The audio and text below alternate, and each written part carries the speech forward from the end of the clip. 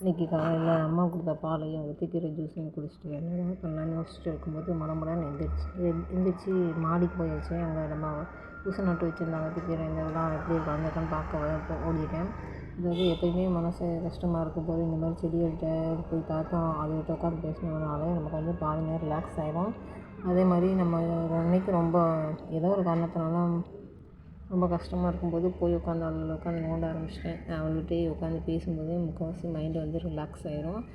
என்ன விஷயத்துக்காக அப்படி இருந்தோம் அப்படின்றது சுத்தமாக மறந்து போயிருந்துட்டு நானும் போய் உட்காந்து நோண்ட ஆரம்பிச்சிட்டேன். என்ன தான் தோட்டத்தில் இருக்குன்னு போய் பார்த்தாலும் போட்ட பாகக்காய் பச்சை மிளகாலாம் போட்டிருந்தேன் அதெல்லாம் முளைச்சி வந்துருச்சு.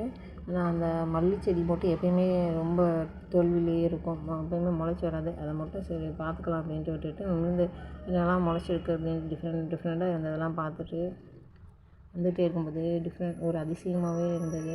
பார்த்திங்கன்னா அவரைக்கொடி இப்போ தான் புதுசாக முளைச்சிருக்கு, அதில் லைட்டாக பிஞ்சு வச்சுருக்கு. இது உண்மையிலே